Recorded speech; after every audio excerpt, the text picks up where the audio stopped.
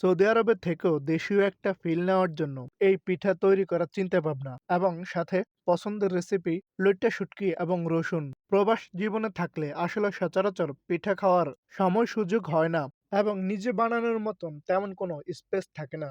দীর্ঘদিন এই পিঠা খাওয়া হয় না, তাই ভাবলাম আজকে একটু পিঠা তৈরি করার চেষ্টা করি। তো যেই ভাবনা সেই কাজ। আসসালামু আলাইকুম, কি অবস্থা সবার, কেমন আছেন সবাই? আশা করি সবাই অনেক বেশি ভালো আছেন। গত ভিডিওতে দেখিয়েছিলাম পিঠা বানানোর জন্যই শপিং মল থেকে নারকেল নিয়ে আসলাম। আগে থেকে হিসাব করা ছিল কি কি লাগবে, তাই সেই অনুযায়ী সবকিছু নিয়ে আসলাম শপিং মল থেকেই। আমি যেহেতু প্রফেশনালি কোর্স করা কোনো শেফ নয়, তাই নিজে যা পারি তা নিয়েই আলহামদুলিল্লাহ স্যাটিসফাইড থাকি।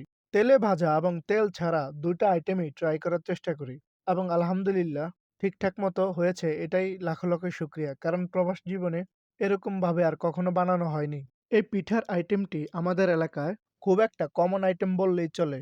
আসলে শখের বশেই এই পিঠার আইটেমটি তৈরি করা হয়েছে। কিছুটা ভালো লাগা থেকেই মাঝে মাঝে আপনাদের সাথে বিভিন্ন লাইফস্টাইল নিয়ে শেয়ার করি। প্রবাসীরা পরিবার ছাড়া থাকে দূর প্রবাসে, তাই তারা অল্পতেই এইসব জিনিস পেলে খুশি হয়ে যায়। তবে এই পিঠা তৈরির ফুল প্রসেস দেখাতে পারিনি, কারণ হচ্ছে সময় স্বল্পতা। পিঠা তৈরি শেষে এবার আমি আমার পছন্দের একটি রেসিপি তৈরি করে দেখাবো, যা অনেকেরই পছন্দ। তবে আপনাদের এলাকায় এই রেসিপিটি কি বলে নাম বলে যাবেন। লইট্টা শুটকি এবং রসুন ভুনা। কক্সবাজার গেলে আমি বিভিন্ন ধরনের শুটকি নিয়ে আসি, কারণ সেখানে পাওয়া যায় টাটকা এবং ফ্রেশ শুটকিগুলো।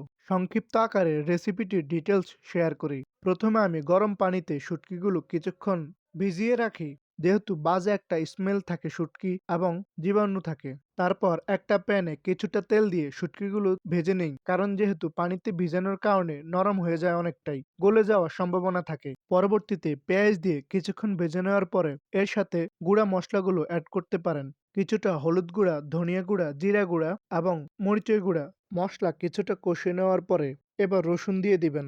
তবে মরিচ ব্যবহার করবেন যার যার ঝাল অনুযায়ী। তবে এই আইটেমটিতে একটু ঝাল বেশি হলে ভালো হয়, আর এমনিতেও আমি অনেক বেশি ঝাল খাই, তাই একটু বেশি ঝাল ঝাল দেই। মসলার সাথে রসুনগুলো ভালোভাবে কষিয়ে নেওয়ার পরে এ পর্যায়ে কিছুটা পানি অ্যাড করতে হবে। যেহেতু মাখা মাখা হবে, তাই এখানে অল্প পরিমাণে পানি দিতে হবে। দীর্ঘক্ষণ মসলার সাথে রসুনগুলো কষিয়ে নিলে এইরকম তেল তেল ভেসে উঠবে। তেলে ভাজার মতো হলে তারপরে কিছুটা পানি অ্যাড করে নেবেন। পানি দিয়ে দিয়েছি। পানি দেওয়ার আগে আমার কাছে মনে হয়েছে ঝাল কিছুটা কম হবে, তাই এক্সট্রা করে আরো কাঁচামরিচ অ্যাড করে দিলাম। এ পর্যায়ে চুলার আঁচ কিছুটা লো রেখে ঢাকনা দিয়ে ঢেকে দিলে ধীরে ধীরে তৈরি হয়ে যাবে এই রসুন শুটকি ভুনাটা। দেখুন দেখতে কতটা লোভনীয় লাগছে। এই সহজলভ্য একটি রেসিপি আপনিও চাইলে বাসায় ট্রাই করতে পারবেন।